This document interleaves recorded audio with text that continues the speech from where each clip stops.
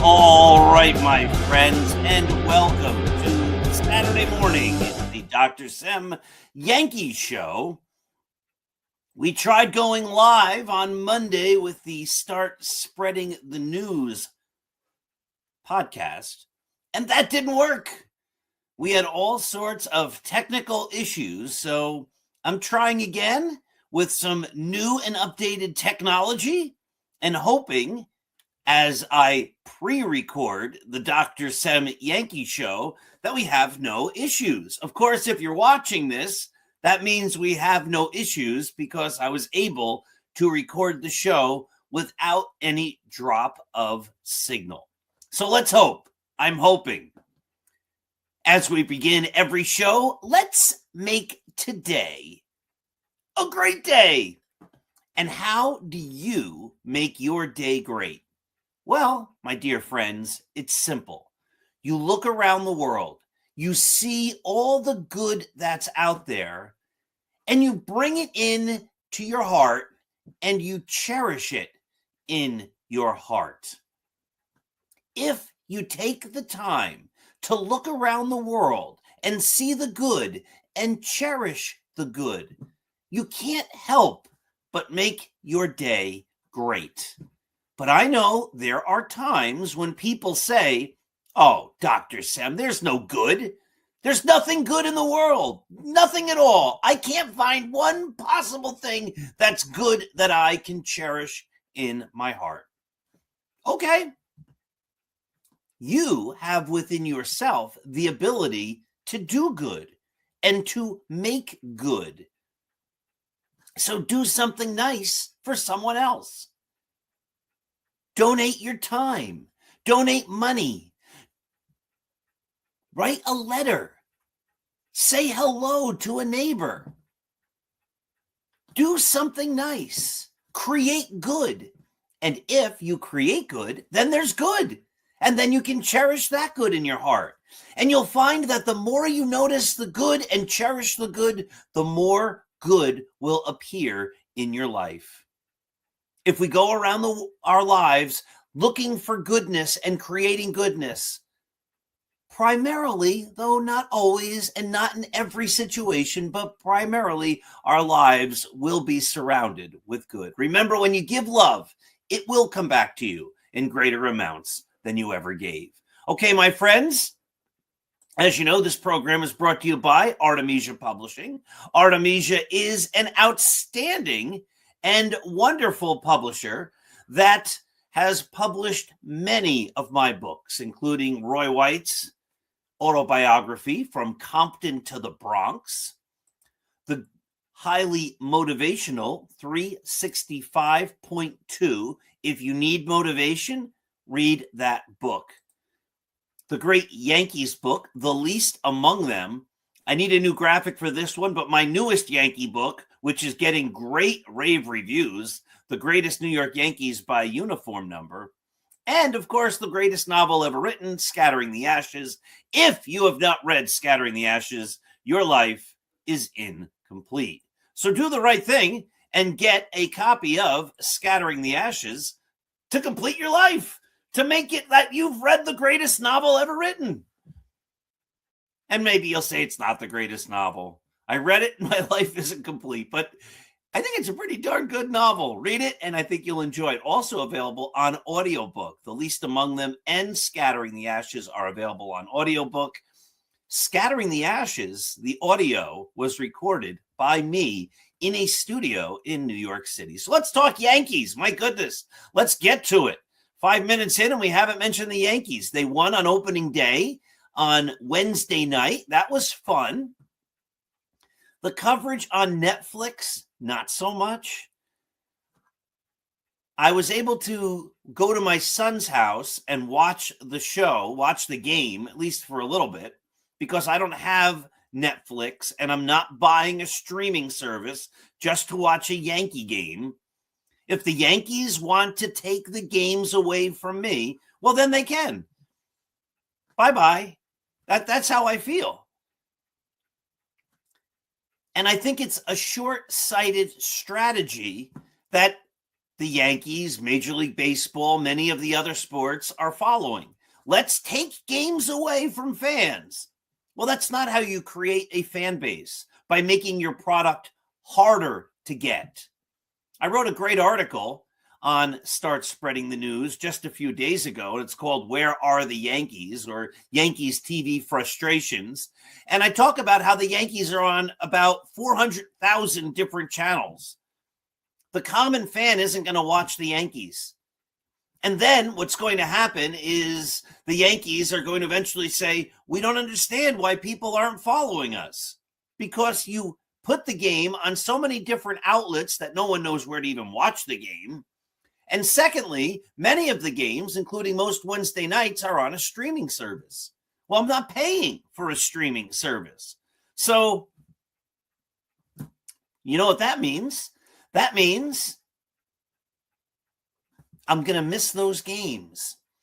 And there's going to be lots of fans like me that miss those games. When you take the game away, the fans don't have an opportunity to see it. It's just penny wise, pound foolish, short-term success versus long-term sustainability.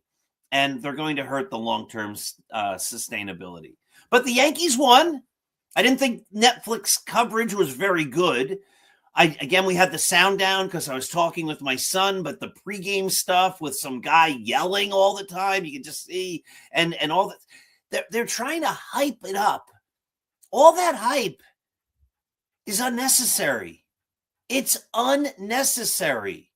You don't need to bring the product to this other level of screaming and yelling and cable cars and dancing people on taxis. And this is baseball. They don't have to try to be the NFL.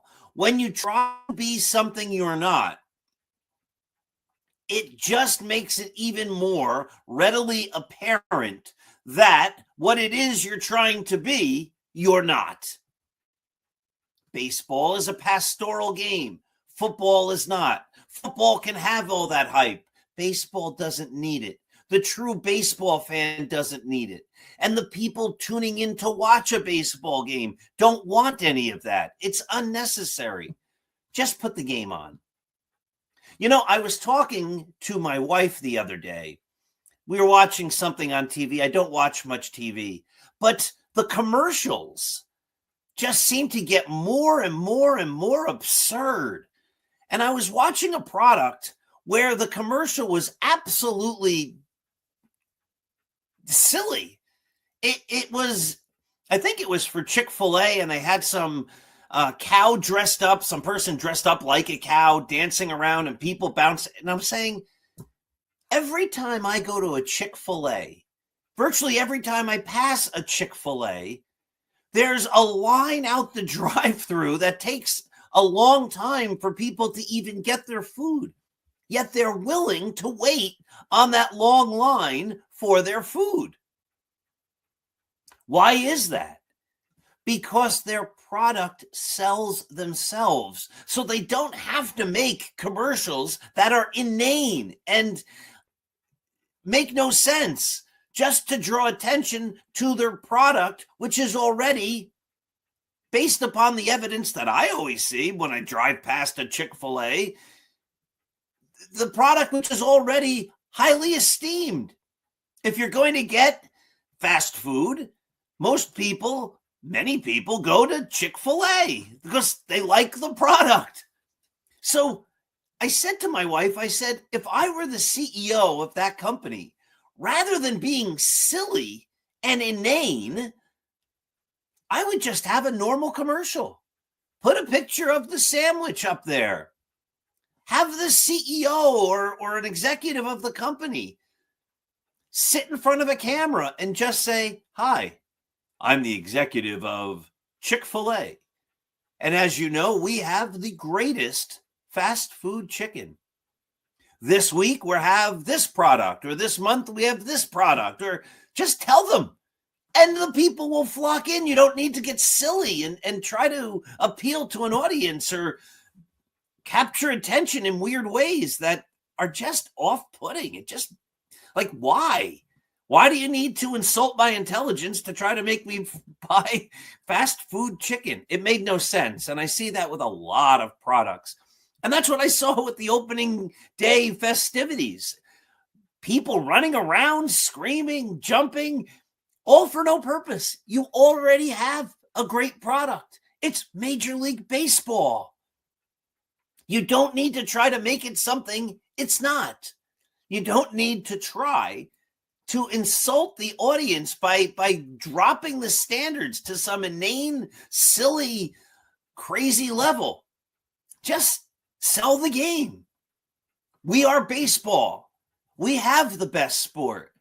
We don't need all those gimmicks. I've said this before as well. It's difficult to go to a Yankees game now. I went to a game last summer, and from the very first pitch, they started with noise, sound effects, let's get loud, rock and roll music. And I love music, but rock and roll music and just at the highest decibels. I was sitting next to my son, and we could barely talk because the noise was just so loud. It was off-putting. You don't need to do that. People go to a ball game to watch a ball game.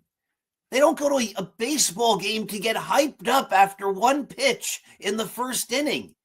They're trying to find a demographic or an audience that they don't need. That's instead of trying to find this audience of people that want to just be getting littered with noise for hours in a stadium, they're turning off the people that actually go to the stadium who want to watch a baseball game.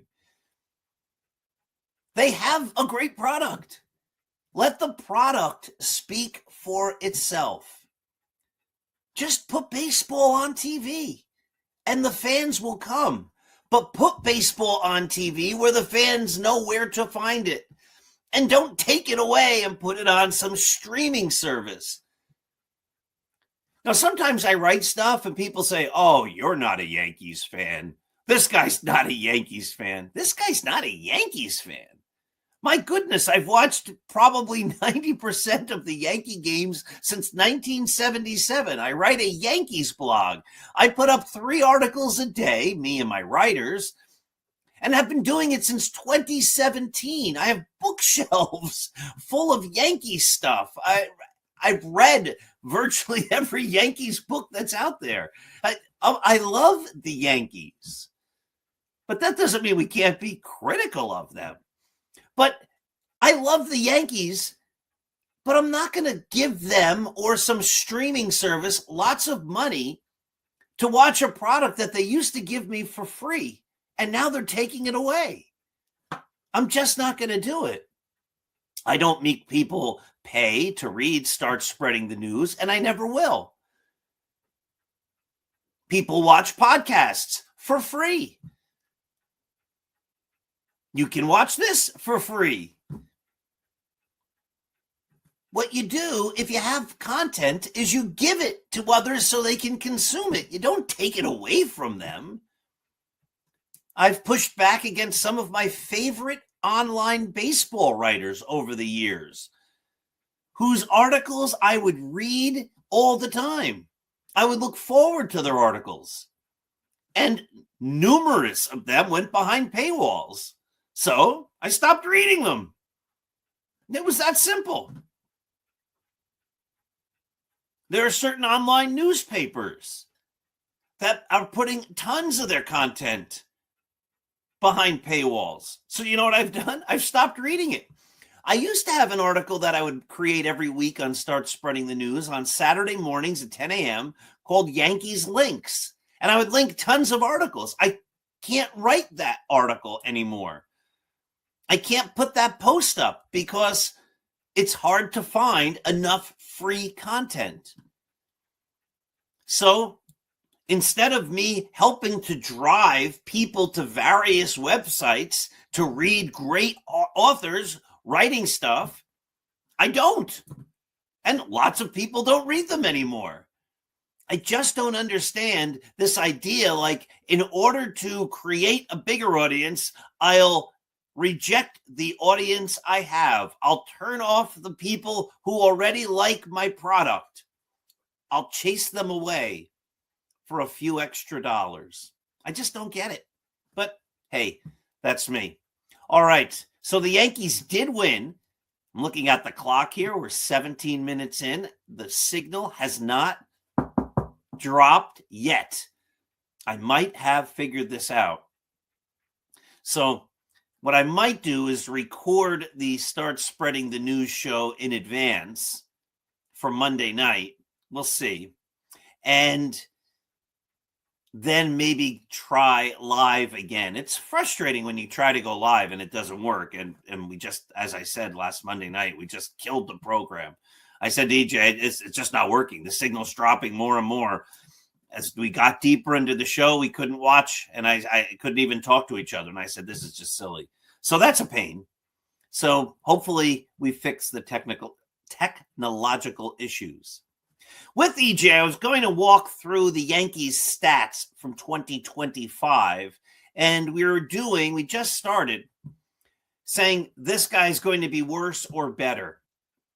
And I wrote an article on Start Spreading the News and it ran on Thursday, where I do believe there's a lot of good that could happen. Now, those who listen to me and have watched this for years know that I am of the mind that I want the Yankees to go big always. They're the Yankees. That's what brings fans to the Yankees. This idea that they are always going for it, always trying to be the best. They haven't done that for a long time. Their new model, which isn't working if you're trying to win World Series because they haven't won them, has been, let's try to be a little bit better than pretty good rather than let's try to be great. And we've talked at length about the chasm that exists between those two philosophies. And the Yankees this year are trying to be a little bit better than pretty good. But even with that, if you look down the roster, there's a lot of people, a lot of players to be excited about. And I was saying this on the Start Spreading the News show.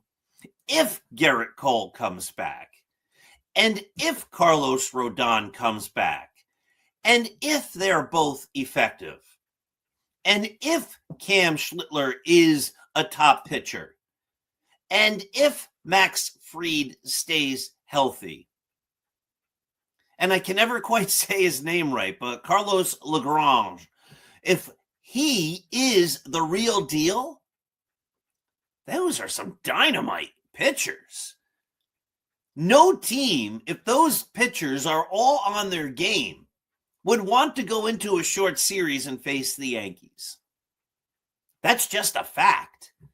So the idea of let's just make it to the playoffs and see what happens is actually not a terrible strategy if you have that starting staff, which is got to be the best starting staff ever assembled, at least in recent memory, for these short series. One ace after the next, after the next, after the next. That should put the Yankees in a great chance to give the Yankees great opportunity to keep winning these short series because you have just phenomenal starting pitching. And I believe that David Bednar is going to be a top closer. I know he's had his struggles, but he just seems like he's going to fit in New York. He's got that bulldog mentality. He's going to go out there and, you know, a lot of sports is just having the confidence in your own abilities and just going out there and doing it. And I think Bednar is going to be one of these guys that just enjoys taking the ball and pitching on the mound at Yankee Stadium and pitching for the Yankees. And I think the Yankees and their fans and everyone is going to be very confident with him as the closer. And I've always felt like, I know the Yankees, a lot of people say their bullpen's in question, but the Yankees, even in the Aaron Boone era, have always figured out their bullpen. So going around the rest of the lineup, Austin Wells should hit. The excuses that he hasn't hit yet are that he's been injured. Okay, well, let's have a season where he's not injured. He's supposedly not injured. So if he can hit, this would be the year he's going to hit. Ben Rice seems to have shown last year that he's a legitimate major league hitter. Jazz Chisholm had a 30-30 season last year. I think Caballero at shortstop is going to show that Anthony Volpe's not going to have a job when he comes back. Ryan McMahon is a solid defender at third, something the Yankees haven't had. And if all the other players around him hit, the Yankees don't necessarily even need Ryan McMahon to hit. Cody Bellinger's a star. Aaron Judge is one of the great players of his generation, if not all time. Trent Grisham, you could make the argument, I don't really buy it, but you could make the argument that Trent Grisham figured it out last year and he's going to have another 25 to 30 home run season. And his defense suffered last year, but the word is that he was injured. So if he's 100% healthy, he should bring even better defense. And if he figured out how to hit, a power bat. Giancarlo Stanton, if he can stay healthy, is of course a presence in the lineup. The problem is that he never stays healthy. And then he goes through these periods of weeks on end where he strikes out all the time. And then waiting in the wings, you have Jason Dominguez and Spencer Jones. And while there's questions about their games, their upside is undeniable.